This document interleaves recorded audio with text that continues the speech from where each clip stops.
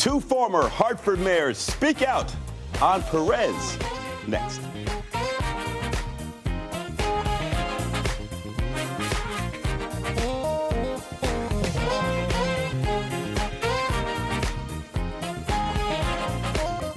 Welcome to the Stan Simpson Show, a program about Connecticut people and compelling issues. Make it a point to drop in every week. Almost 30 years ago, Thurman Milner was elected mayor of Hartford. He was the first African American to be popularly elected as a mayor in New England. Today, Milner and his successor, Carrie Saxon reflect on the plight of another three-term mayor, the recently convicted Eddie Perez, and they offer their suggestions on how to restore trust at City Hall. In our second segment, entertainment attorney James Walker talks about the one-year anniversary of Michael Jackson's death. The King of Pop's legacy continues. Then we'll wrap things up with some sports chatter from one of our regulars, Scott Gray from WTIC AM. Is it time to break up the Celtics? But first, a former Hartford mayor. It's rare to get both of you in here, Milner and Carrie Saxon. Last time you two were together was in Denver for the Obama speech. Welcome. Historic. This is historic here in Hartford, right? A mayor goes down for corruption. Both of you former mayors, 81 through 87, 87 to 93. Your thoughts on the conviction of Eddie Perez? Well, I sort of was disappointed because, you look at the history of mayors in the city of Hartford. He was a good mayor. He was doing an excellent job. And to get caught up in something that trivial to me I was very sort of disappointed. I've known Eddie for many, many years, long before he became mayor of the city of Hartford. And he is basically a good person. But with the ethic laws that, impact elected officials, you can get caught up into things like what happened with him. Mayor? Yeah, it's a tragedy. It's a real tragedy, and I'm very biased, having been mayor, and I guess Thurman and I both realize the constant pressures, and especially if you're first in anything. So I have a great deal of sympathy for the pressure and the stress of Mayor Perez. And I think it's like a real human tragedy. And what bothered me the most about when the verdict was handed down, in some parts, there was celebration. I don't know how anyone can celebrate a tragedy, because it's not only a tragedy in terms of a personal tragedy, it's a tragedy for the city. And it is important that we always, always keep that humanity in terms of what happens to people who want to be public servants. It's really very heavy. Do public officials become entitled? We've seen time and time again here in Connecticut, John Rowland admitted that you become in office, you get there over a number of years, you start to think, gee, I'm doing a good job. What's the big deal about getting a box of cigars or having my kitchen counters done? Is there an entitlement that you have to put in check when you become in power? No, it's not entitlement. What happens, if you look at the corporate community, they can do that, and it's not a crime. So a lot of times people that come into politics don't really realize that they're breaking the law because of the ethic changes.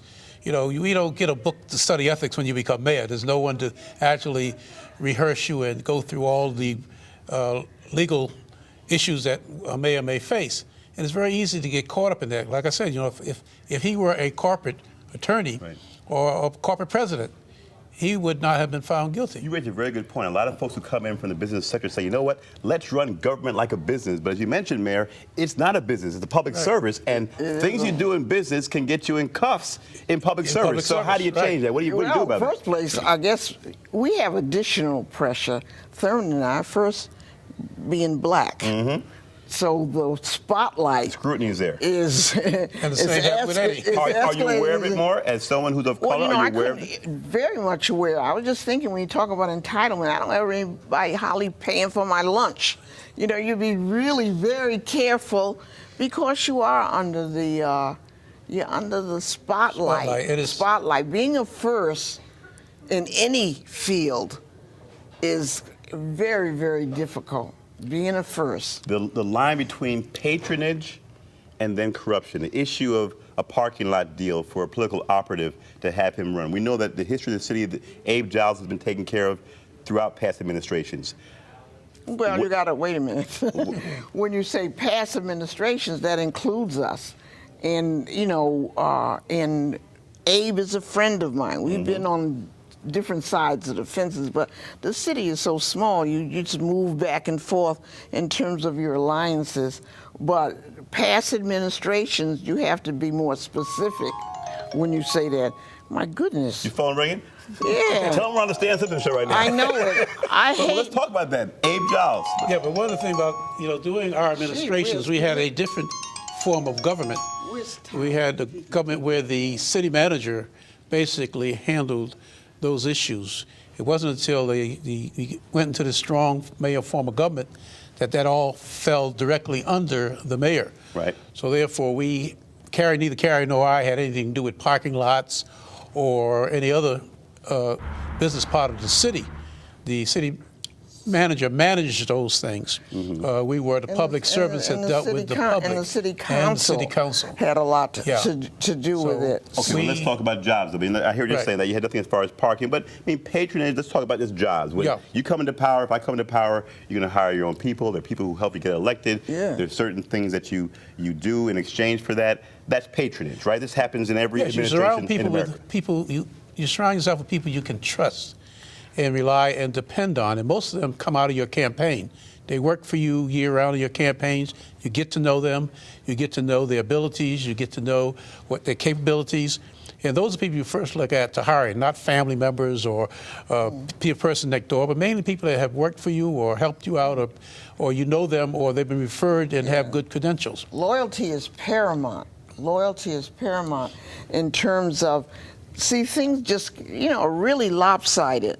When Thurman and I were in office, the council had much more authority and much more authority in getting things done and giving jobs out, and it was difficult. And one of the reasons I ran against all of the council people, because I thought it was lopsided, and I was definitely a supporter of charter change. In about 30 seconds, charter change, strong mayor. Is this an indictment of just strong mayor, or what would you do right now to fix strong mayor? No, number one, I think it is important that we maintain the strong mayor type of government in the city of Hartford. If you look at just what happened with the present mayor, if you look at his entire administration, that was just a small area of that area.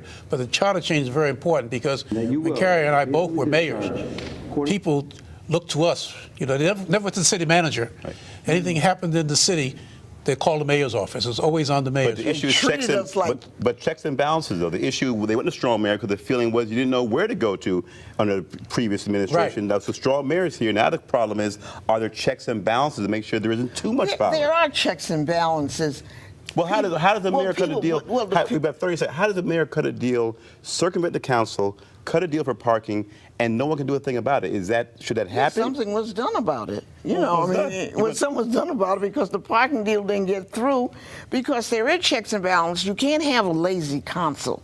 You know, people saying he did let's talk about it, because that deal did go through. This is why he's going to jail. I mean, that deal went through with Abe Giles. I think one of the things that happened out of that... He had a parking lot deal, and that's why we're here. So that did go through. So the question is, can that happen again under another administration? How do you stop that? What has happened, I think, is very important.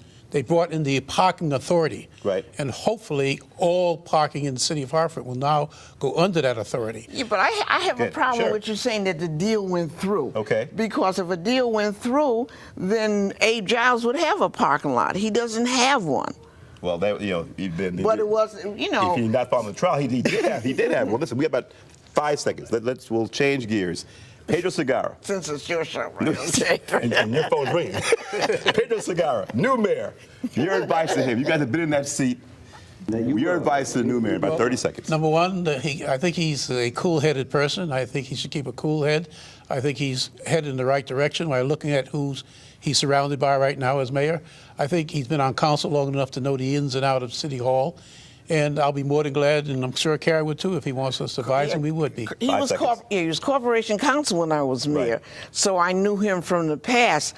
And what he should do is those letters of resignation that he's asked from all of the folks, he should keep it in his drawer for a while till he see how they're performing and what do they believe in terms of his vision. I think should go right away. All right, listen, well, you know what? We get that next segment. We don't have much time, but next show, find out who you think should be fired. We got to go now. Another segment coming on. When we come back, entertainment attorney James Walker comments on the 1-year anniversary of the King of Pop. What's next for the Jackson family? You are watching The Stan Simpson Show. Don't go away.